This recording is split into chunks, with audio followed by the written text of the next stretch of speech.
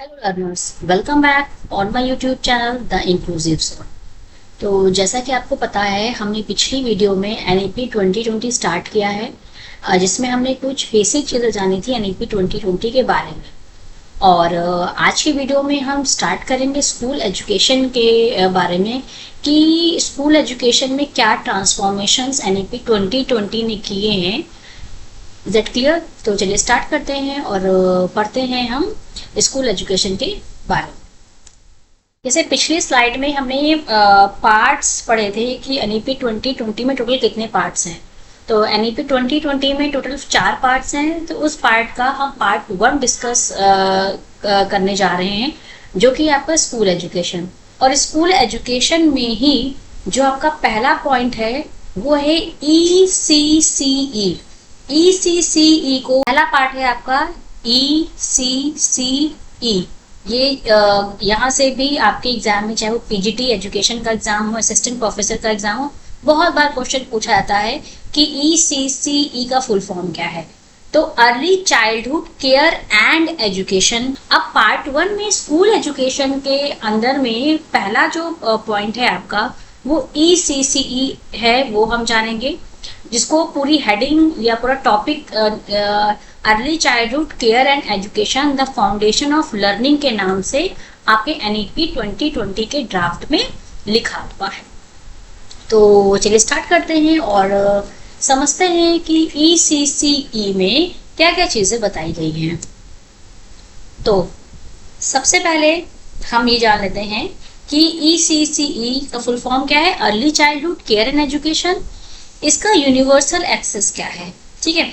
तो universal access में ये जैसे कि जो आपका एनईपी 1986 की जो एजुकेशन पॉलिसी थी, उसमें भी आपका ECCE की बात की गई थी, लेकिन कहीं ना कहीं वो कंपल्सरी नहीं था, उसको एजुकेशन या स्कूल सिस्टम में इंक्लूड नहीं किया गया था। लेकिन एनईपी 2020 ने स्कूल जो ट्रांसफॉर्मेशन किया है स्कूल एजुकेशन सिस्टम में, उसमें ECCE को जोड़ दिया गया है।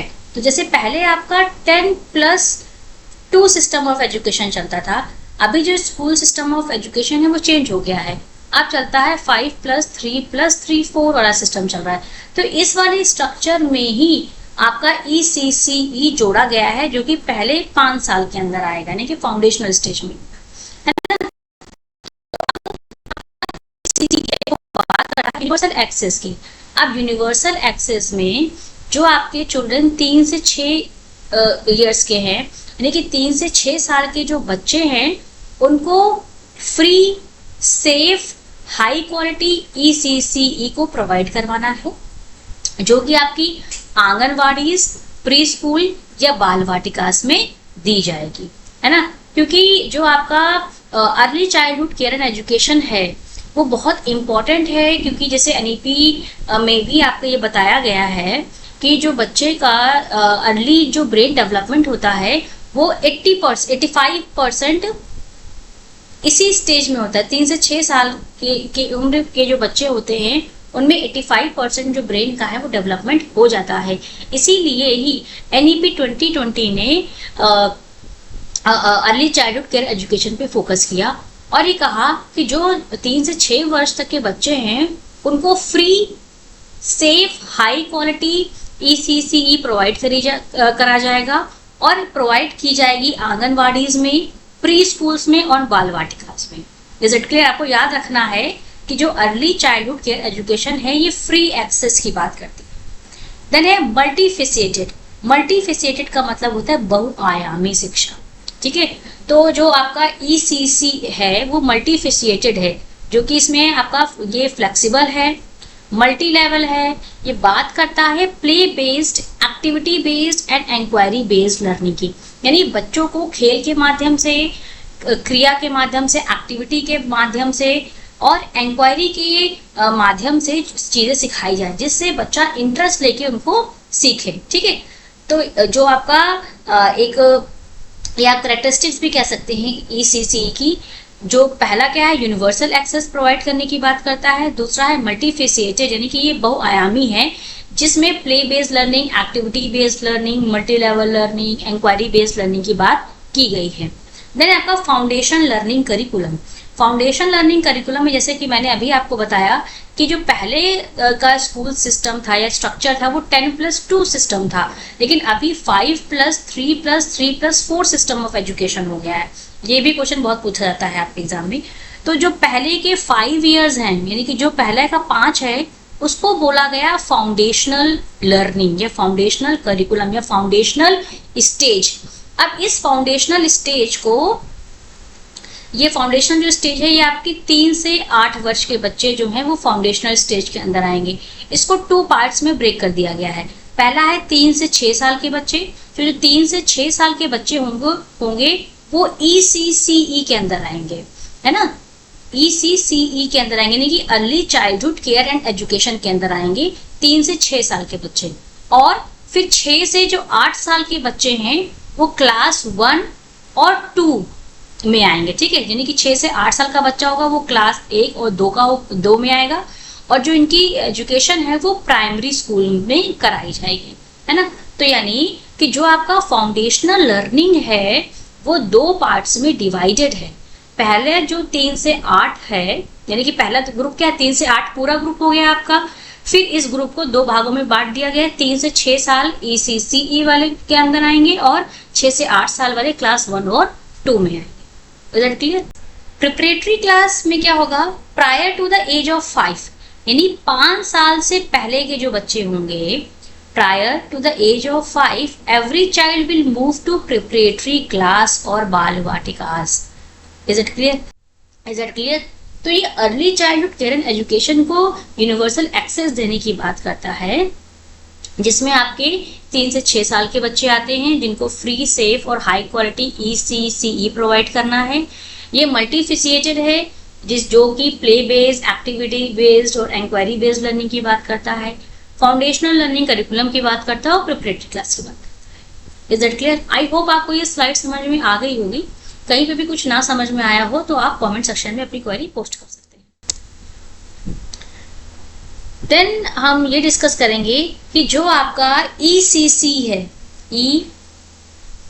ECCE, यानी कि early childhood care and education जो है, इसको या जो इसका करिकुलम है, इसको इम्प्लीमेंट कौन करेगा, ठीक है।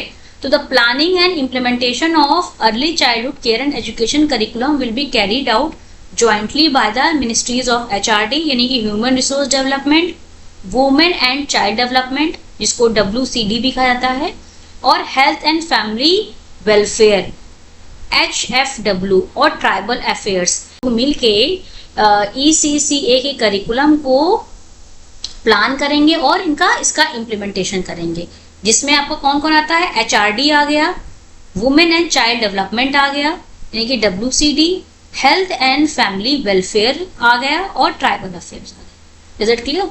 अब हम मूव करते हैं अपनी नेक्स्ट स्लाइड की तरफ। नेक्स्ट स्लाइड है हमारी early childhood care and education, the foundation of learning, ठीक है।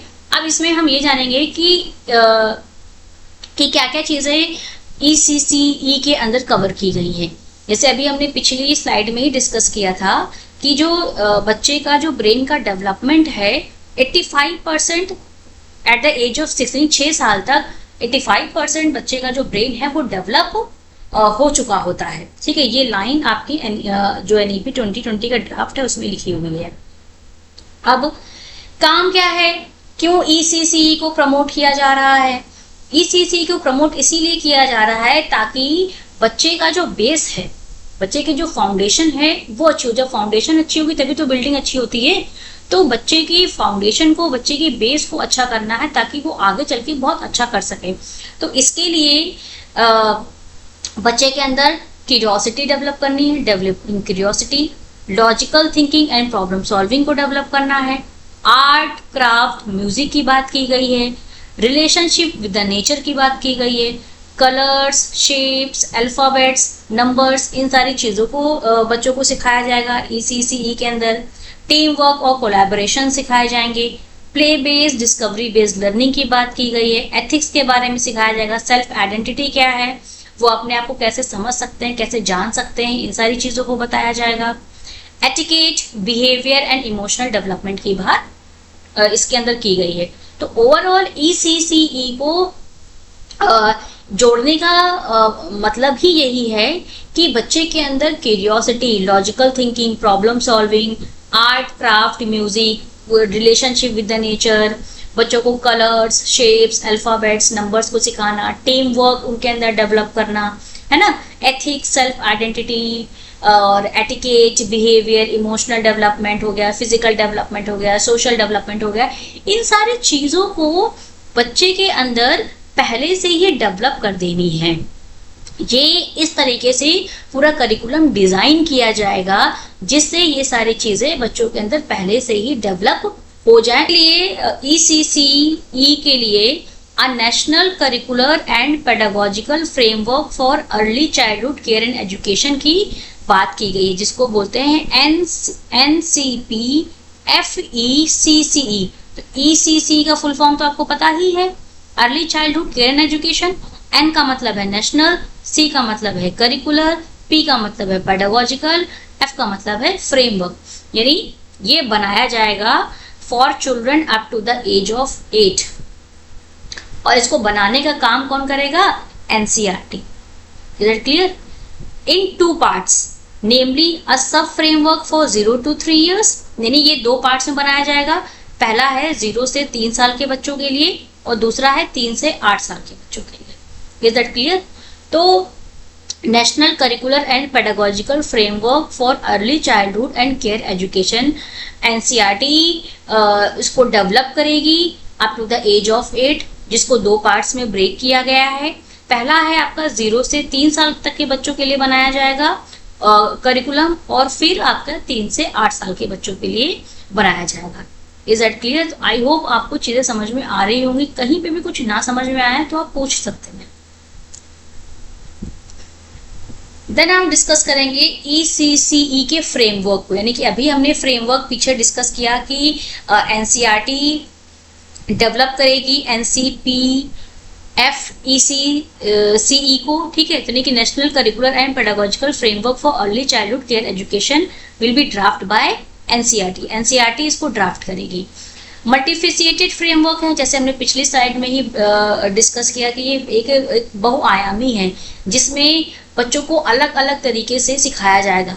प्ले बेस्ड, एक्टिविटी बेस्ड, है ना, इंक्वायरी बेस्ड लर्निंग के थ्रू बच्चों को चीजें सिखाई जाएंगी, जिसमें आपके अल्फाबेट्स आ गए, लैंग्वेज आ गई, numbers, counting, colour, shapes, indoor and outdoor play, puzzles, logical thinking, problem solving, drawing, painting, visual art, है ना। इन सारी चीजों के थ्रू बच्चों को सिखाया जाएगा ताकि उनके जो सेंसेस हैं वो बहुत अच्छे से काम करें, है ना, बहुत जो उनका दिमाग है, जो उनका माइंड है वो शार्प हो जाए। तो इन सारी चीजों पे फोकस किया गया है। देन है research and best practice. Research and best practice का मतलब ये है कि जो आपका national curricular and pedagogical framework है ना, उस पे लेटेस्ट रिसर्चेस हो रही हैं ताकि जितने भी बेस्ट प्रैक्टिसेस हैं वो निकल के आए और उन प्रैक्टिसेस को करिकुलम में डाल के बच्चों के डेवलपमेंट के लिए हम काम कर सकें। Is it clear? Then school preparation module. अब स्कूल प्रिपरेशन मॉड्यूल में 3 month play based school preparation module for grade 1 student to be developed by NCERT।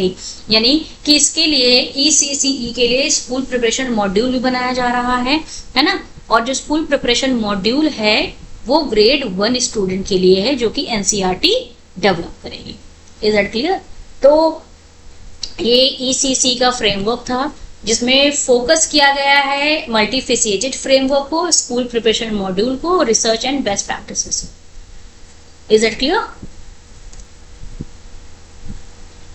तो अभी तक जितनी भी चीजें हमने डिस्कस की वो स्कूल एजुकेशन के अंदर early childhood care and education के बारे में डिस्कस किया कि इसको क्यों डाला गया, क्यों जोड़ा गया NEP में, वो क्यों इस पे इतनी इम्पोर्टेंस इसको दी गई है। तो आई होप आपको समझ में आया होगा कि इसमें क्या क्या चीजें बात की गई हैं और इस इम्प्लीमेंटेशन के लिए कौन कौन से इंस्टीट्यूट से मिनिस्ट्रीज इसके लिए काम करेंगी, क्या यूनिवर्सल एक्सेस है early childhood and care education का। को आज की क्लास समझ में आई होगी जिसपे हमने